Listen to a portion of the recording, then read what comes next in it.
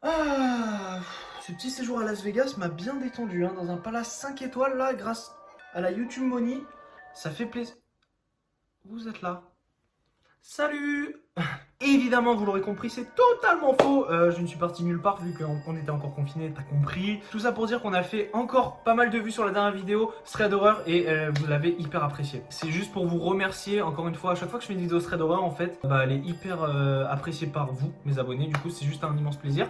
Et j'ai eu 400 commentaires environ hyper positifs. J'ai trouvé aucun commentaire négatif.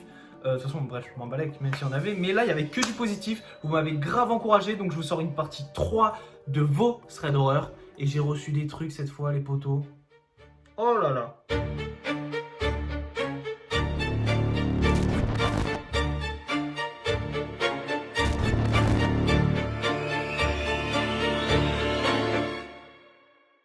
Donc, je voulais juste vous remercier encore une fois les French garçons, le French garçon gang, une fois de plus. French garçon, c'est pas que les garçons, vous l'aurez compris, ça peut être des filles, voilà, je vais pas me répéter à chaque fois. French garçon, gang, c'est une famille, c'est nous, c'est moi, c'est vous, c'est tous ceux qui nous supportent, on est une communauté, on est une famille, et c'est juste incroyable qu'on ait réussi à créer ça, tous ensemble, et qu'on en soit là aujourd'hui, c'est juste grâce à vous, donc merci à tous ceux qui likent les vidéos et qui s'abonnent à la chaîne, parce qu'il y a du très lourd encore une fois qui arrive, on fait plein de vidéos, j'espère que ça vous plaît. En tout cas, pour revenir au thread d'horreur, j'en ai reçu 200 environ. Voilà, c'était très long à lire et terrifiant. Très clairement, je vous le dis, s'il y a une raison pour laquelle on arrête cette série Je lis les threads d'horreur de mes abonnés, qu'est-ce que c'est? C'est tout simplement parce que j'en ai marre de me chier dessus. Les mecs, ça fait un mois que je ne dors plus. Est-ce que vous comprenez? Donc là, moi je suis là, j'arrête pas de me chier dessus. Voilà, au sens propre, au sens figuré, comme vous voulez. Mais vous viviez des trucs, excusez-moi. Moi à côté, ma vie, c'est un Kinder Pingui. Très clairement, moi j'ai la vie de Franklin la tortue quoi. Bref, voilà. L'intro était beaucoup trop longue déjà.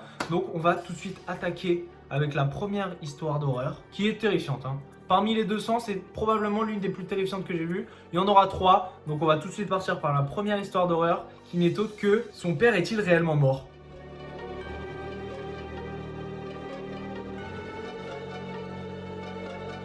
Oh, je suis chaud là. Oh, je suis chaud. Oh putain, elle va vous faire flipper les frérots, hein. Bonne chance pour dormir ce soir. Cette histoire nous vient de Manon. Elle va nous raconter ce qui est arrivé à Emma, une jeune fille qui vivait dans une maison un petit peu écartée de la ville, mais pas non plus en campagne. C'était en banlieue. Donc elle avait quand même quelques voisins, il y avait du passage près de chez elle, mais sans plus. Elle n'était pas non plus en centre-ville. Elle vivait avec sa mère qui était très souvent en déplacement pour le travail. Et Emma, à ce moment-là, a 13 ans et elle sait très bien se débrouiller toute seule. Elle est totalement autonome. Elle a totalement l'habitude que ce soit de se faire à manger, de faire ses propres lessives. Déjà à 13 ans, la meuf, elle est hyper autonome. Moi, à 13 ans, je jouais au Capla, les frérots. Hein? À 13 ans, je mangeais mes crottes de nez. Voilà, je l'ai dit. Ah, je l'ai dit. Ah bah, je l'ai dit. Donc Emma croyait réellement se débrouiller seule, mais est-ce qu'elle le savait vraiment? C'est ce qu'on va voir. Un soir où sa mère était en déplacement, Emma regardait son meilleur film devant la télé quand elle entendit un bruit. Elle y prêta pas plus que ça attention parce qu'il était pas vraiment très tard et il y a des gens qui passaient, comme je vous l'ai expliqué tout à l'heure, qui passaient des fois dans sa rue, donc elle s'est dit ça peut être un passant ou quelqu'un qui va vers sa voiture ou quelqu'un qui livre une pizza, bref il y a plein de possibilités, donc pas de raison de s'inquiéter.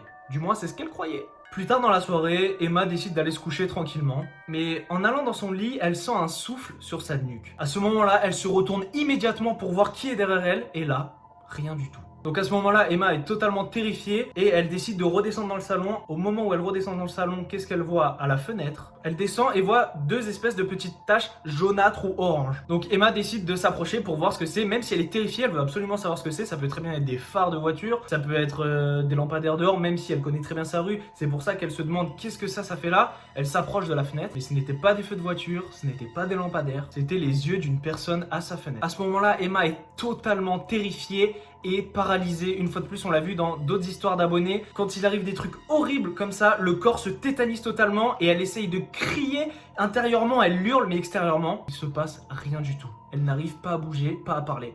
Comme cette sensation dans les rêves là, vous savez, quand vous êtes poursuivi, vous essayez de courir et vous n'arrivez pas à courir ou alors vous n'arrivez pas à crier. C'est horrible, je déteste cette sensation. Je sais pas ce que vous en pensez, mais je ne veux jamais vivre ça dans la vraie vie. Mais malheureusement, Emma l'a vécu. À ce moment-là, Emma est totalement dépitée, tous ses muscles la lâchent et elle entend une berceuse chantée par une voix grave. Donc probablement la voix d'un homme, cette voix qui est apparemment familière à Emma. Dans la peur, elle essaye tout de même de distinguer si elle peut reconnaître quelle voix en question c'est, vu que pour elle, elle l'a reconnue, mais elle ne sait pas qui c'est. Cette voix lui est familière, mais elle n'arrive pas à mettre un visage dessus. Donc elle écoute cette berceuse, Et au moment où Emma réussit à se relever, elle entend des bruits de pas de l'homme qui s'enfuit en courant à toute allure. Donc là, réflexe logique, qu'est-ce qu'aurait dû faire Emma? Elle aurait dû totalement appeler la police. Et elle y a pensé, mais elle n'a pas souhaité appeler la police pour une seule raison, c'est que cette voix lui était familière et elle s'est dit, si j'appelle la police et qu'en réalité c'est peut-être même une blague ou que quelqu'un que je connais se retrouve vraiment dans la merde à cause de moi, je vais pas le faire. C'est peut-être pas le meilleur move que t'aies fait là. Donc Emma essaye quand même d'aller se coucher, mais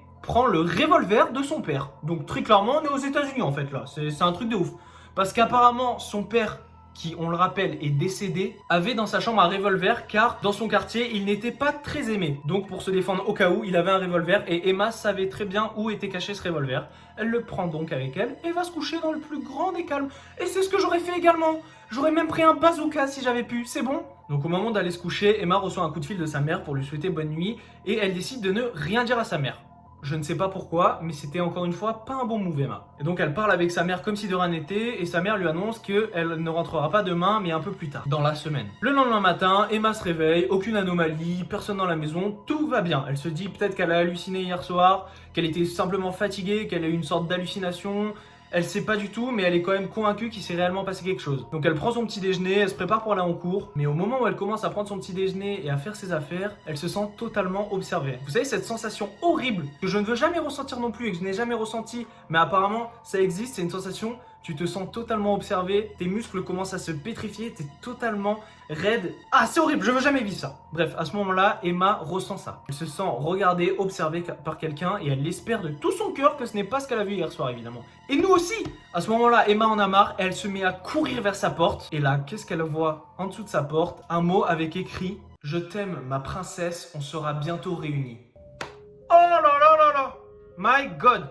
Attendez, il faut que je boive parce que là, je vous fais redescendre aussi. On redescend tous là parce que moi, mon cœur, il est...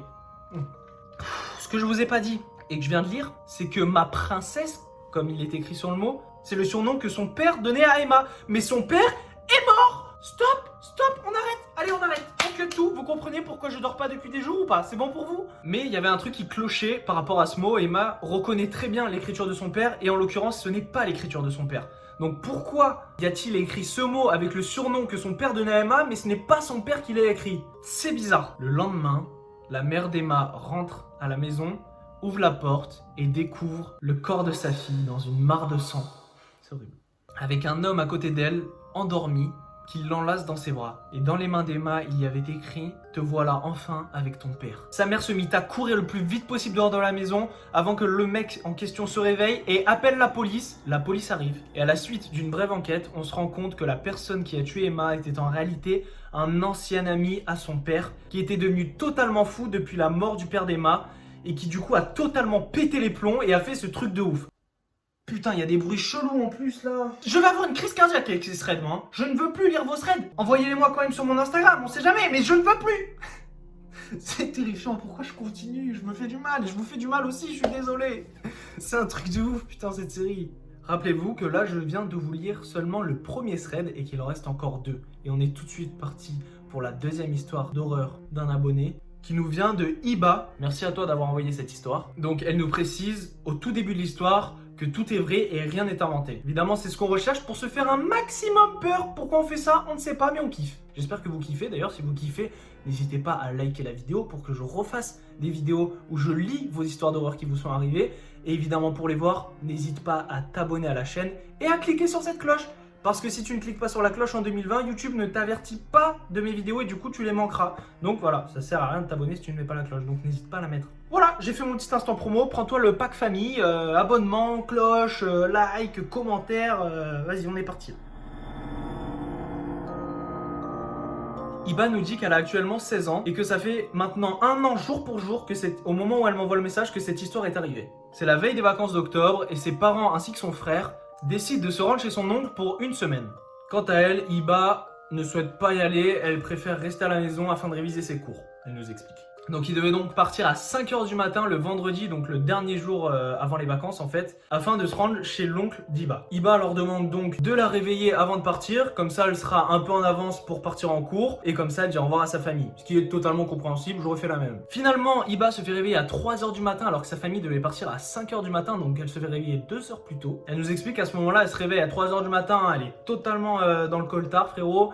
Elle sait pas si elle est dans la réalité, encore dans son sommeil, elle est à moitié réveillée. On connaît tous cette sensation de merde. Elle entend un mot sur deux, elle est pas bien. Et ses parents lui demandent avant de partir de fermer la porte à clé parce que leur porte d'entrée peut s'ouvrir des deux côtés. C'est pas une porte d'appartement, c'est une porte de maison avec une simple poignée. Donc si t'es de l'autre côté, tu peux très bien ouvrir. Donc sa famille lui demande de fermer la clé, de pas oublier parce qu'on sait jamais. Donc elle les entend partir de la maison et à ce moment-là, elle se lève de son lit, elle arrive plus à dormir, ça sert plus à rien de toute façon. Et elle va prendre sa douche afin de se réveiller au mieux. Tu connais, petite douche le matin, ça fait toujours plaisir. Et elle était encore dans la salle de bain quand elle entend un gros bruit. À ce moment-là, elle se dit tout simplement que c'est sa famille qui a dû oublier quelque chose et peut-être même faire tomber quelque chose. Elle l'a repris, elle est repartie. Ça arrive plein de fois, tu pars en vacances, t'as oublié ton passeport, t'as oublié ton permis, t'as oublié tes sous, t'as oublié tout ce que tu veux frérot, mais tu peux très bien oublier plein de trucs. Donc elle se dit normal, c'est ma famille, ils ont dû oublier un truc et ils sont partis. Tranquille. À ce moment-là, elle crie papa, maman. Elle les appelle, logique, pour voir si c'est vraiment eux, parce qu'il y a quand même une petite part d'incertitude qui rassure pas forcément, parce que si c'est pas eux, ça sent la merde. Et là, personne ne répond. Elle continue de relativiser. Bah, la meuf dans le plus grand des calmes se dit bon, ils ont dû repartir et pas m'entendre. Non. Ça, là, non, là c'est trop là. Là tu descends avec un bazooka, tu fais ton affaire, mais non, tu ne restes pas. Elle trouve quand même ça un peu bizarre que personne ne réponde, mais elle relativise, tu vois. Donc elle s'habille, elle fait son sac. À ce moment-là, il est 3h40 du matin. Qui fait ça à 3h40 du matin? On ne sait pas, mais elle se fait plaisir. Elle est là, elle fait ses petites affaires, elle se met en avance. Elle nous explique qu'elle va regarder sa petite série jusqu'à ce qu'il soit 6-7 heures afin d'aller prendre son bus et d'aller en cours. Et à ce moment-là, elle entend des aiguilles d'horloge, mais ultra fort, elle nous explique. Un bruit vraiment très fort de tic-tac d'aiguilles d'horloge. Donc là, elle se lève pour voir ce qui se passe. Un petit peu terrifiée quand même parce que c'est pas normal ce bruit. Elle nous explique que ces escaliers font du bruit, donc elle peut pas descendre au rez-de-chaussée sans faire du bruit et donc alerter la potentielle chose ou personne qui est en bas en réalité. Mais c'est aussi bien pour elle parce que si la personne monte en haut, elle va l'entendre et du coup elle sera préparée. Mais à ce moment-là, c'est terrifiant. À ce moment-là, elle nous dit qu'elle voit une ombre sous le lit de son frère. Je déteste les bails sous les lits là. Donc là, elle panique totalement parce qu'elle a entendu personne monter, mais il y a une ombre sous le lit d'une personne. What the fuck? Elle nous dit qu'elle n'a pas entendu du moins de pas d'humain. Donc qu'est-ce que ça pourrait être? À ce moment-là, les bruits reprennent dans la cuisine. Et la personne ou la chose est toujours cachée sous le lit de son frère. Donc elle va dans sa chambre et là elle fait un move de génie. Elle fait semblant d'appeler une pote et de lui dire de passer chez elle pour prendre le petit déj tranquille. Et du coup ça lui donne un prétexte pour descendre sans que ça avertisse les personnes, la personne ou les choses ou la chose qui sont en bas en réalité. C'est du génie. Donc elle descend les escaliers et là elle se rappelle qu'elle n'avait pas verrouillé la porte comme ses parents lui avaient demandé lorsqu'elle s'était réveillée. Elle a totalement oublié. Donc n'importe qui ou n'importe quoi aurait pu rentrer dans sa maison pendant plus d'1 heure, pendant qu'elle était dans la douche ou dans la salle de bain. C'est horrible. Et elle va pour fermer cette porte et là il n'y a plus les clés. Et la porte est déjà fermée à clé. Donc elle se retrouve enfermée chez elle avec des gens ou des choses sous le lit de son frère et en bas. Et en plus de ça, elle n'a pas les clés pour ouvrir sa porte et s'enfuir. Mais elle nous explique que sa famille met toujours un double des clés dans les plantes à l'extérieur. Mais bon, fallait déjà sortir. Dans ce moment de panique, elle appelle son père pour savoir si c'était lui ou si elle se fait totalement des films. Et là, évidemment, son père ne répond pas. Et d'un coup, elle voit des billes descendre de ses escaliers. Oui, des billes, vous avez bien entendu, des billes qui descendent de son escalier, comme si elles étaient renversées par quelqu'un depuis le haut de son escalier. Mais pourquoi ? Et en plus de ça, Iba nous explique qu'elle n'a jamais eu de billes et qu'il n'y en a pas dans sa maison. Donc quelqu'un ou quelque chose a amené des billes, s'est caché sous le lit de son frère et a versé les billes depuis le haut de l'escalier et a attendu qu'elles soient en bas. Mais pourquoi ? Iba rentre dans la cuisine et là, les bruits d'horloge étaient de plus en plus forts. Il était 5h du matin et elle était totalement perdue et ne savait pas où aller. Elle a attendu 8 heures pour aller en cours, donc elle a attendu 3 heures dans la panique toute seule dans sa cuisine pour pouvoir se rendre en cours. Donc elle a réussi à sortir de sa maison et elle s'est taillée le plus vite possible et elle va à l'école. Elle va à l'école, elle fait sa petite vie, elle n'en parle à personne. Une fois de plus, vraiment si vous avez des choses comme ça, parlez-en au plus de personnes possible parce que on a déjà vu dans les 2 histoires précédentes que personne n'en a parlé et ça se finit jamais bien. Donc parlez-en, même si on peut vous prendre pour un menteur, c'est pas grave, parlez-en, vraiment c'est très important. Parlez-en à vos parents, à vos amis, à tout le monde. Que tout le monde soit au courant, si vous arrive quelque chose, ça peut limiter les risques, faites-le. Et donc à midi, elle rentre chez elle pour manger et là, énormément de choses avaient bougé ou avaient même disparu dans sa maison. C'était totalement le bordel, elle nous explique. Elle a pris ses affaires et elle a fermé la porte. Et elle est partie passer la semaine chez sa cousine qui habitait à 15 minutes de chez elle, quelle chance déjà. Et du coup, elle était entre guillemets safe. Donc depuis, il ne s'est rien passé et elle nous explique sa théorie avec un peu de recul puisque ça fait 1 an que c'est arrivé et depuis, il ne lui est plus rien arrivé. 1 ou 2 personnes se seraient alors introduites chez elle pendant qu'elle prenait sa douche vu qu'elle n'avait pas verrouillé la porte. Mais elle nous explique qu'il y a aussi une part de paranormal parce que si c'était des réelles personnes, elle les aurait entendues monter les escaliers pour se cacher sous le lit et lancer les billes dans les escaliers. Donc elle ne comprend pas, ça ne peut pas être des humains, elle les aurait entendus, elle connaît sa maison par cœur, on connaît tous notre maison, elle nous assure que ce n'était pas possible que des humains montent les escaliers sans qu'elle les entende. Donc elle ne comprend pas et c'est pour ça qu'elle nous explique qu'il y a forcément une part de paranormal dans cette histoire et c'est terrifiant. Donc on pourra jamais savoir ce qui s'est passé et elle non plus et c'est très bien comme ça. Voilà, donc petite histoire un petit peu portée sur le paranormal, terrifiant, totalement terrifiant. Vous croyez que c'est fini, que vous allez pouvoir peut-être essayer de dormir, mais non. Il reste une 3e histoire, à mon plus grand désespoir. Oh, ça arrive en plus. Et elle, c'est la plus terrible. Et on est parti pour la 3e histoire d'horreur d'un abonné, que l'on appellera Ces choses terrifiantes. Donc cette histoire d'horreur nous vient de Camille. Donc merci de nous avoir envoyé ça et désolé qu'il te soit arrivé ça. Donc Camille nous explique qu'elle a emménagé dans une nouvelle ville il y a 2 ans de cela et donc elle est dans un nouvel appartement. L'appartement est super, elle s'y plaît très bien que ce soit dans la ville ou dans l'appartement, elle est super contente. Un jour, elle se trouve seule dans son appartement et entend sonner, mais il n'y a personne. Elle se lève donc quand même pour vérifier et elle regarde à travers ce fameux petit trou qu'il y a dans les portes d'appartement pour voir s'il y a quelqu'un devant sa porte. Et là, tout noir, elle ne voit rien. Et elle nous explique que juste à côté de sa porte d'entrée, il y a la porte des escaliers de l'appartement. Et surtout, il y a un détecteur de mouvement qui allume la lumière quand quelqu'un ou quelque chose passe devant ce détecteur. Donc s'il y a quelqu'un, la lumière s'allume et elle peut le voir. Or là, dans le petit trou, il faisait tout noir, donc il n'y a personne théoriquement qui est passé. Du moins, c'est peut-être ce qu'elle croyait. Pourtant, elle est persuadée que quelqu'un a sonné chez elle, mais le détecteur s'est pas allumé. What the fuck? Bon, elle retourne dans son lit, et quelques temps après, elle entend toquer à sa porte, plus tard dans la nuit. Cette fois-ci, la lumière est bel et bien allumée, donc il y a bel et bien eu quelqu'un qui est passé, et qui a activé cette fameuse lumière. Mais, elle regarde à travers ce petit trou, et ne voit personne, encore une fois. Elle nous explique également qu'en bas de son immeuble, il y a souvent des jeunes qui jouent et qui font un petit peu les cons, qui s'amusent à sonner chez un tel et un tel, donc elle s'inquiète pas plus que ça à ce moment-là. Normal, quoi. Sauf que son immeuble est totalement sécurisé, et que pour rentrer dans l'immeuble, il faut une clé que seuls les résidents de l'immeuble ont avec eux. Mais il est possible d'y entrer en même temps qu'un voisin. C'est-à-dire si t'as un voisin qui ouvre, tu lui dis tiens-moi la porte et puis tu rentres en même temps. Même si t'es pas habitant, tu peux mytho. Et voilà, il y a déjà eu certaines histoires d'horreur par rapport à ça, c'est terrible d'ailleurs. Mais là, il nous explique que c'est en période de confinement, donc c'est il n'y a pas longtemps du tout, et qu'il était plus de minuit. Qu'est-ce qu'un voisin ferait dehors et rentrerait chez lui après minuit pendant le confinement alors qu'on n'a pas le droit de sortir? C'est la question qu'elle se pose et qu'on se pose aussi.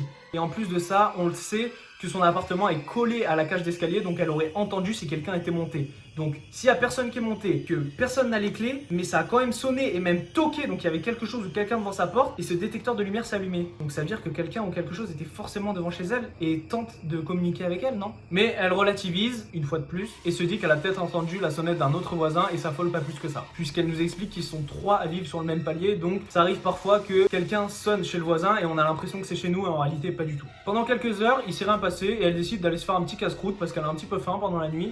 Et elle mange tranquillement et à ce moment-là, elle réentend ce bruit de sonnette. Donc quelqu'un sonne chez elle. Donc là, c'est trop, elle a totalement peur. Et qu'est-ce qu'elle fait? Elle appelle son copain. Très bon réflexe d'ailleurs. Appelez des gens que vous connaissez si vous êtes dans la merde comme ça. Ne restez pas seul à ne rien dire. C'est la pire chose. Donc elle appelle son copain qui travaille à ce moment-là de nuit pas loin de chez elle. Mais il a le même raisonnement qu'elle en disant que c'est sûrement les jeunes qui font les cons ou que même ça peut être un voisin ou que même ça peut être quelqu'un d'autre qui sonne chez le voisin. Elle a l'impression que c'est chez elle. Il relativise de fou et elle, ça la calme, donc tant mieux. Il lui dit quand même d'aller voir à travers le petit trou de la porte afin de voir s'il y a vraiment quelqu'un devant sa porte ou pas. Parce que pour sonner chez quelqu'un, il faut être devant sa porte, logique. Donc il y a forcément théoriquement quelqu'un qui est devant sa porte. Donc elle va voir en espérant que ce soit un livreur ou qu'il y ait personne. Mais pas quelque chose de malfaisant ou de négatif. Non, pas de ça. Elle regarde à travers ce petit trou et elle y voit un homme debout qui attend. Et au moment où elle regarde, il approche son doigt du petit trou afin de le cacher et que ce soit totalement noir. Et il se met à toquer très fort sur la porte de Camille qui par peur recule tout d'un coup. Et à ce moment-là, elle voit le détecteur de mouvement s'activer et la lumière s'allumer. Et quand la lumière s'allume, elle re-regarde à travers ce petit trou et il n'y a plus rien. La personne qui était devant sa porte a totalement disparu en une fraction de seconde au moment où le détecteur de mouvement s'est activé. What the fuck, les amis. Camille nous explique qu'après ça, plusieurs semaines passent et rien d'anormal ou paranormal, il ne se passe strictement rien dans son appartement, donc elle est rassurée, du moins jusqu'à maintenant. Et il y a quelques temps, elle est dans son appartement qui se trouve au premier étage, donc en dessous il y a le rez-de-chaussée et en dessous le garage. Elle est dans son lit au calme et elle entend vers minuit, encore une fois à la même heure, du bruit dehors. Mais elle calcule pas en se disant que ça doit être les jeunes qui sont en train de parler un peu fort en bas, rien d'alarmant. Puis elle entend la grille de l'immeuble se claquer en bas. Parce qu'on rappelle, elle est collée à la cage d'escalier, donc elle entend tout quand quelqu'un rentre ou sort de l'immeuble. Mais elle nous explique qu'elle n'a pas entendu de bruit de voiture et qu'elle a entendu personne arriver. Et qu'est-ce que, encore une fois, ferait quelqu'un à minuit passé, pendant le confinement, à rentrer dans un immeuble ou à en sortir? C'est totalement illogique et elle ne comprend pas. Au même moment, elle entend ses volets qui se mettent à claquer sur sa fenêtre. À ce moment-là, elle est totalement terrifiée, mais elle pense que c'est peut-être le vent. Mais elle décide quand même de se lever de son lit et d'aller ouvrir ses volets totalement afin qu'ils arrêtent de claquer et de battre. Parce que ce bruit l'a terrifiée, donc elle prend son courage à deux mains et elle y va. Moi, pendant ces threads, je me chie dessus. Au moment où elle va pour pousser ses volets, elle regarde en bas de sa fenêtre et devant la barrière du parking, elle voit le même homme qu'elle avait vu quelques semaines auparavant dans la nuit et qui toquait devant sa porte. Elle nous assure que c'est exactement la même personne qu'elle voit à ce moment-là. Pourquoi il est encore là? Donc à ce moment-là, Camille nous dit qu'elle est terrifiée, elle ne sait pas ce que veut ce mec, pourquoi il arrête pas de sonner chez elle, de venir toquer, mais pourquoi les détecteurs de mouvement ne s'activent pas comme si un humain normal montait dans la cage d'escalier et allumait la lumière de par ses mouvements? Pourquoi elle l'entend pas monter alors qu'elle entend tout le monde normalement monter dans son immeuble? Comment il est arrivé là? Et qu'est-ce qu'il fait tout le temps à minuit passé dans cet immeuble pendant le confinement? Qu'est-ce qu'il fait là? Plein de questions dont on n'a pas les réponses et qui sont totalement terrifiantes. Camille nous explique qu'on lui a proposé d'aller voir une voyante mais qu'elle refuse parce qu'elle a trop peur de ce qu'elle pourrait apprendre là-bas. Et même si elle croit au paranormal, elle continue de relativiser et de se dire que c'est une simple coïncidence tout ce qui s'est passé. Mais what the fuck? À quel moment tout ce qui se passe c'est une coïncidence? Non, là, à ce moment-là, tu appelles la police. Ce n'est pas une coïncidence, il y a beaucoup trop de faits paranormaux, c'est terrifiant. Quand je l'ai lu, celui-là, il m'a totalement terrifié parce que c'est arrivé il y a une semaine, c'était pendant le confinement. Il y a eu plein d'histoires d'horreur pendant le confinement et celle-là en fait partie et ça aurait pu arriver à plein de gens, ce genre d'histoire paranormale pendant le confinement et il y a plein de questions encore qui restent sans réponse. C'était horrible. Voilà. C'est fini, j'espère que vous arriverez à dormir quand même. Donc voilà, si la vidéo t'a plu et que tu veux peut-être une partie 4 des histoires d'horreur de vous, mes abonnés, bah n'hésite pas à la liker et à la commenter. Quelle histoire vous a fait le plus flipper parmi ces 3 histoires? Dites-le moi en commentaire. Et évidemment, tu peux t'abonner et activer la cloche si tu veux pas manquer la partie 4 des histoires d'horreur de mes abonnés. En tout cas, merci de m'avoir envoyé toutes ces histoires d'horreur, je me suis bien chié dessus. J'en apprends de plus en plus, que ce soit sur le paranormal ou sur des histoires horribles qui vous sont arrivées. Donc si toi aussi, tu as une histoire horrible qui t'est arrivée ou même paranormale, tu peux me l'envoyer sur mon Instagram. Et j'essaye de lire tout le monde et de répondre à tout le monde, même si j'en reçois des centaines en ce moment. C'est un truc de ouf. Mais si vraiment tu as une histoire incroyable, n'hésite pas à me l'envoyer sur mon Instagram. Si je vois qu'il y a autant d'engouement autour des likes et des commentaires que les dernières parties que j'ai faites, évidemment, je ferai une partie 4. En tout cas, merci d'avoir regardé jusque-là. Si t'as regardé jusque-là, c'est que t'es un vrai French Garçon Gang. En tout cas, ça fait plaisir. Je te kiffe. Merci d'avoir regardé. Mucho love. C'était Matador. Ciao!